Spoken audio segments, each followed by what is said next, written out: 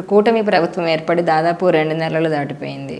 ఈ 2 నెలల పాలన చంద్రబాబు పాలన ఎలా ఉందంటారు?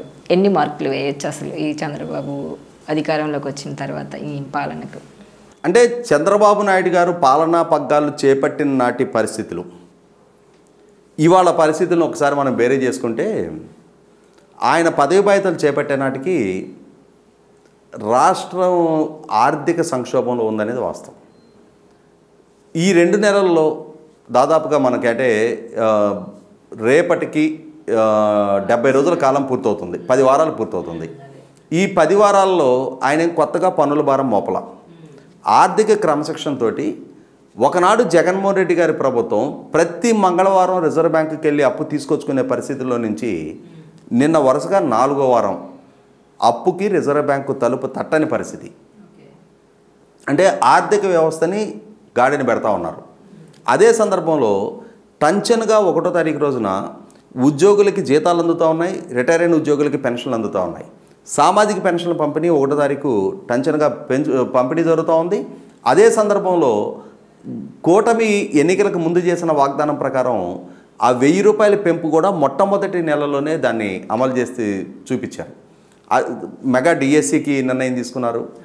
అమరావతి పనులు వేగవంతం అవుతూ ఉన్నాయి. రాష్ట్రంలో ఇరిగేషన్ ప్రాజెక్టుల పనులు వేగవంతం చేయడానికి ఆల్రెడీ ప్రణాళికలు రూపకల్పన జరుగుతూ ఉన్నాయి. ఇటువంటి పరిస్థితుల్లో తాను చేసిన వాగ్దానం తీసుగానే కూటమి ప్రభుత్వం తాము ప్రజలకి ఏ మేనిఫెస్టోనైతే ప్రజల ముందు ఉంచామో, తాము ప్రజల ఆశీస్సులు పొందామో ఆ మేనిఫెస్టోని సక్రమంగా అమలు చేసే దిశగానే అడుగులు పడతాననేది వాస్తవం.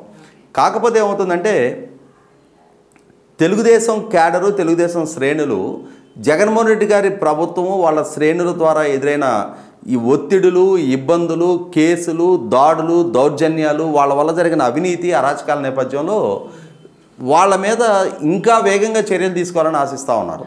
కానీ ఇప్పటికే చాలా తప్పులకు సంబంధించి విచారణలు జరుగుతూ ఉన్నాయి. ఐఎన్పిఆర్ కమిషనరు విజయ్ కుమార్ రెడ్డి మీద విచారణకు ఆదేశించారు. టీటీడీ ఈఓగా పనిచేసిన ధర్మారెడ్డి మీద విజిలెన్స్ విచారణ జరుగుతూ ఉంది. బ్రోరేజెస్ కార్పొరేషన్ మాజీ ఎండి వాసుదేవరెడ్డి ఆల్రెడీ ఇప్పటికే పోలీసుల అదుపులో ఉన్నట్టుగా వార్తలు వస్తూ ఉన్నాయి. మైనింగ్ ఎండీగా పనిచేసిన, ఏపీఎండిసి ఎండీగా పనిచేసిన వెంకటరెడ్డి పరారీలో ఉన్నాడు. పిన్నెల్లి రామకృష్ణారెడ్డి అరెస్ట్ అయ్యి జైల్లో ఉన్నాడు. అలాగే ఫైబర్ నెట్ ఎండి మధుసూదన్ రెడ్డిని సస్పెండ్ చేయడం జరిగింది. కాబట్టి చాలా కేసులు విచారణ వేగవంతం అవుతూ ఉంది. జోగి రమేష్ కొడుకు వాళ్ళ చిన్నాన్న ద్వారా జరిగిన భూ ఆక్రమణల మీద కేసు నమోదైన జోగి రమేష్ కొడుకు అరెస్ట్ అయ్యి జైల్లో ఉన్నాడు. చంద్రబాబు నాయుడు గారి ఇంటి మీద జరిగిన దాడికి సంబంధించిన కేసు విచారణ జరుగుతూ ఉంది. తెలుగుదేశం పార్టీ కేంద్ర కార్యాలయం మీద, గన్నవరం పార్టీ కార్యాలయం మీద జరిగిన దాడి కేసులు విచారణ జరుగుతూ ఉన్నాయి. కాబట్టి సైమల్టేనియస్గా తాము చేసిన వాగ్దానాన్ని నెరవేర్చుకునే ప్రాసెస్లో ఉన్నారు. అదే సందర్భంలో గత ప్రభుత్వ హయాంలో జరిగిన బరితెకింపు, అవినీతి వ్యవహారాల పట్ల కూడా విచారణ జరుగుతూ ఉంది. ఇటువంటి నేపథ్యంలో అటు అభివృద్ధిని, రెండో పక్క సంక్షేమాన్ని సమపాలలో అందిస్తూనే గత పాలనా హయాంలో జరిగిన తప్పులను కూడా చక్కదిద్దే ప్రయత్నం, రాష్ట్ర బ్రాండింగ్ని మళ్ళీ తిరిగి రెస్టోర్ చేసే ప్రయత్నం, పెట్టుబడిదారులలో తిరిగి విశ్వాసాన్ని నింపే ప్రయత్నం, దానికి తగిన యాంబియన్స్ని సిద్ధం చేసే ప్రయత్నంలో పార్టీ తెలుగుదేశం కూటమి, ఎన్డీఏ కూటమి ప్రభుత్వం నిమగ్నమైందనేది వాస్తవం.